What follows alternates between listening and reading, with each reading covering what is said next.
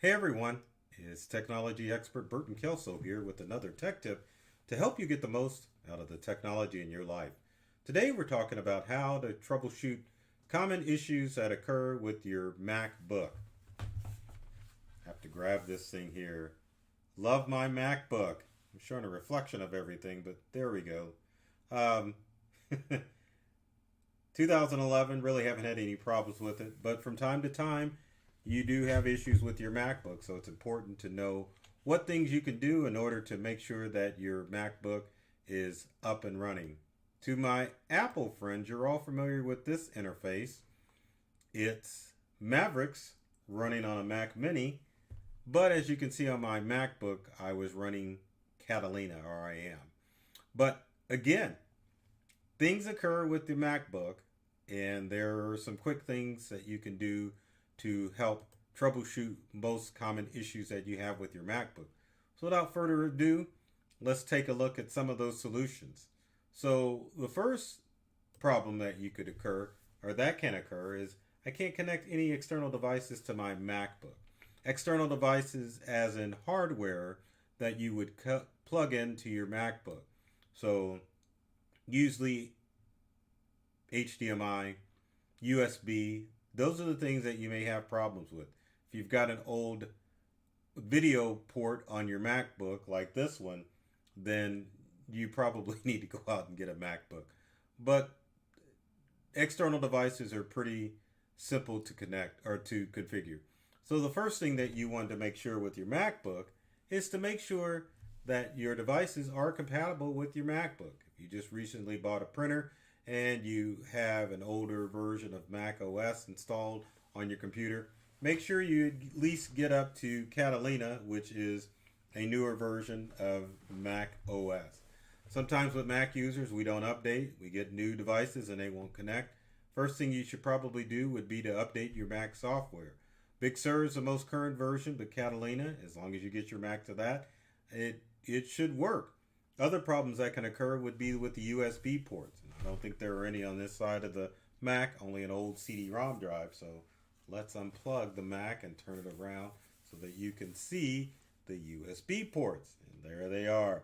Now sometimes these can become damaged because USB ports, as many of you probably don't know, are powered items. So if you plug an item into your USB port, it may short out and cause it not to work. Now, the quickest and easiest thing to do would be to power off your MacBook, wherever your power button is, on the front or on the side, and restart it to see if that doesn't work.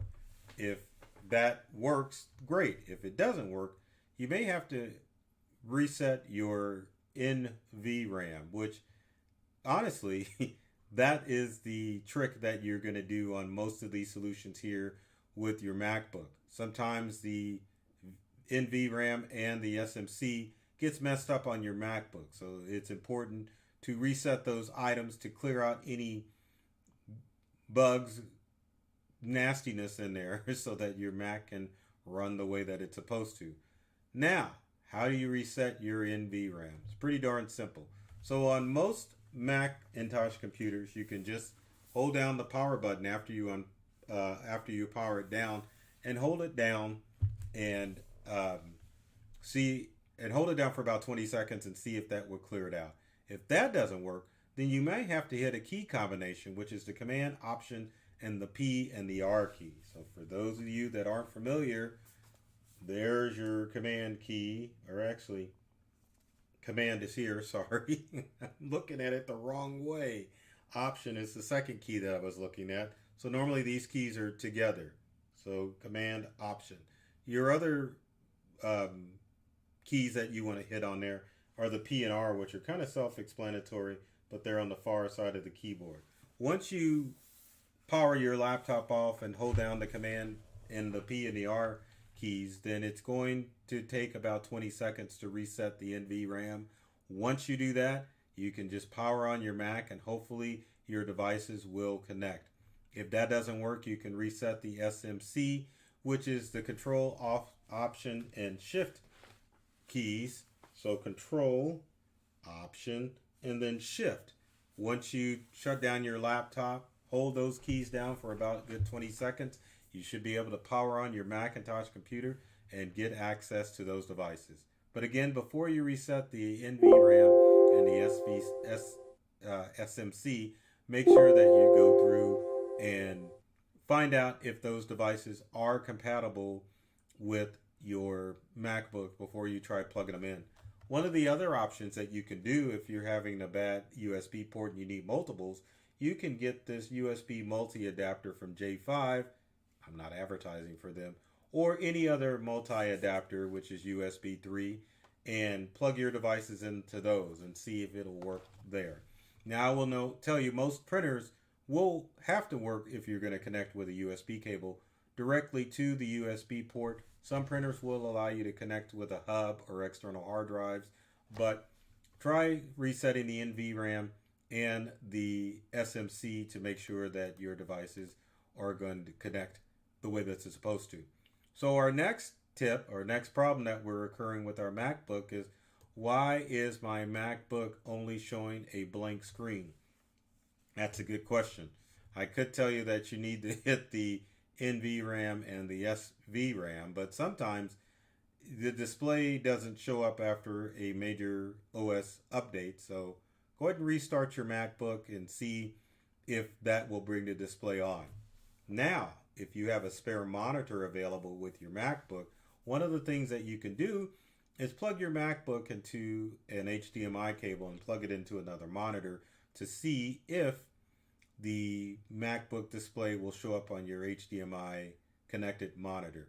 If it does, then that probably means that the display port or the display monitor, or I should say the monitor. I don't know why I'm trying to think of a fancy word for that. But anyway, the display is messed up on your Mac and you probably need to replace the display. Now, unfortunately, Mac displays are not cheap. To replace a display on a MacBook, you are probably looking between $700 to $800 to replace the display. So it is of note that if you do have a MacBook, that you need to treat it like a baby to make sure that anything doesn't happen to your MacBook. Because a sudden drop or a surge of electricity can definitely ruin your MacBook and put you on the market for either getting it replaced or getting it repaired. So, number 3 is, why is my camera quality on video streaming services bad?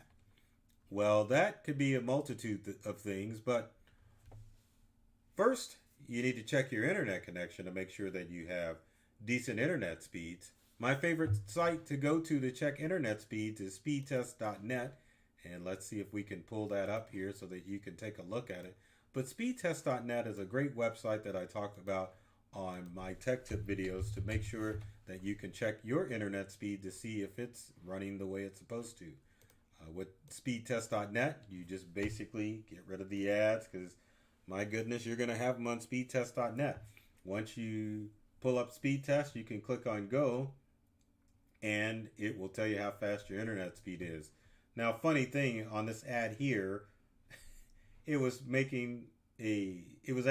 suggesting your internet speed could be the cause of your poor video. But anyway, if you click on Go on speedtest.net, it definitely will run a test to make sure that your internet speed is decent.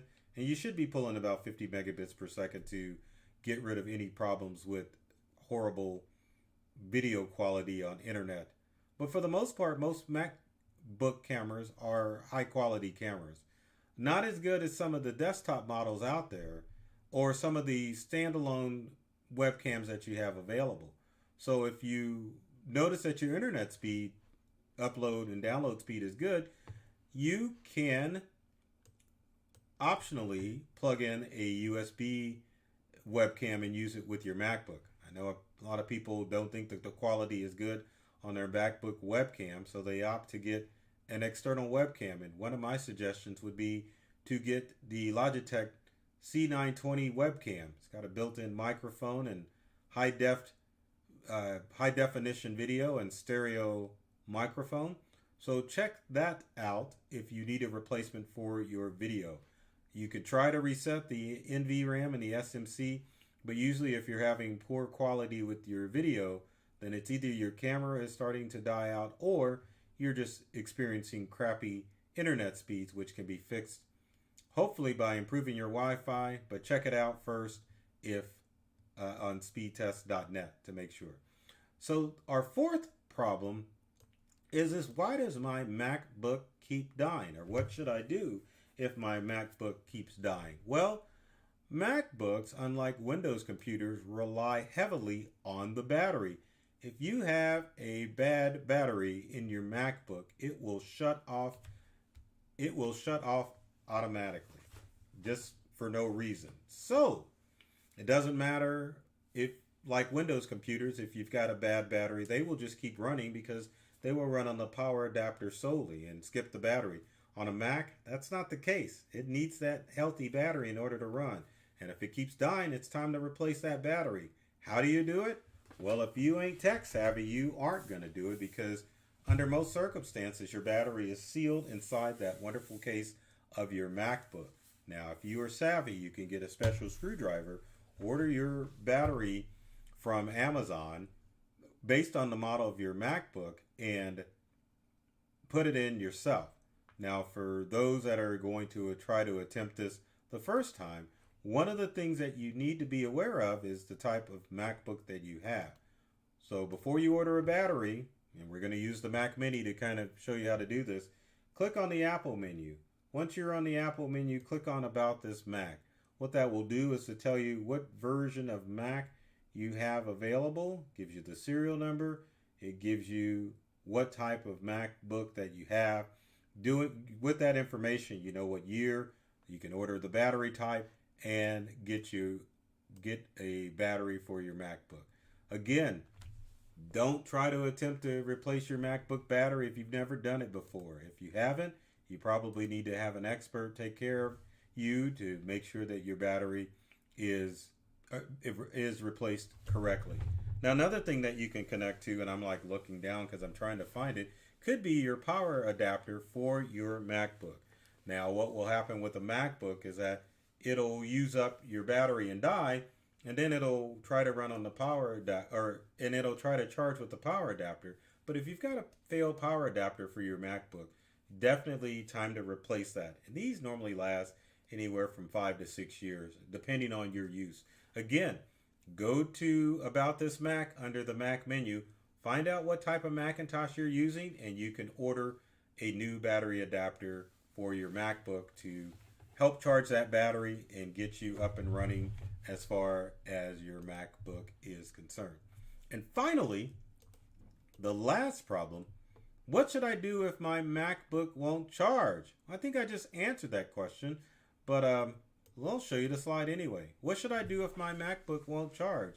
Again, this goes to a battery issue. Now, you can go back and try to reset the NVRAM and the SMC as I showed you earlier in this video to see if there's some glitch in there that's causing your MacBook not to charge. But if that doesn't work, it's definitely the power adapter, which I showed you before. You can go online, order a new power adapter for your MacBook, and to make sure that replacing the battery adapter is going to fix it. One other thing that you probably should try, even before you order a battery adapter, is your Mac port. Your Mac charging port, which is right here, sometimes will get dust. I'm going to get my power adapter so I can show how that's going to work.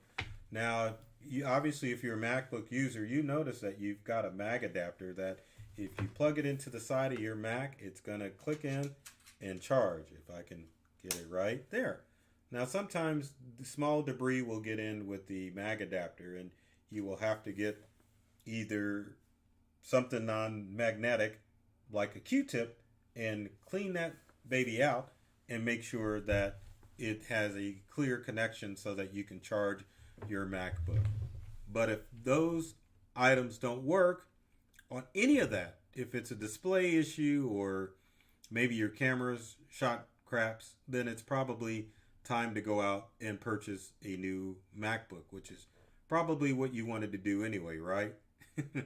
Anyway, if you've got comments or questions, leave them in the comment section below. Would love to hear from you to find out what questions I can answer as far as your ailing MacBook.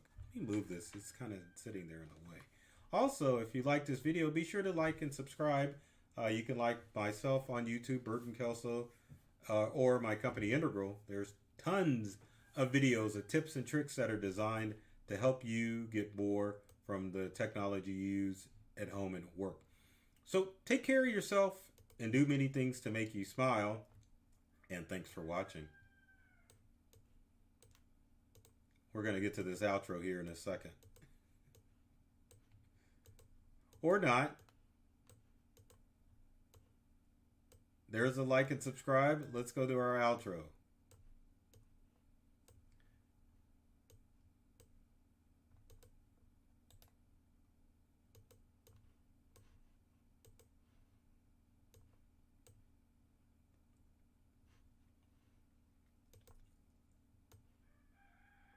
Finally.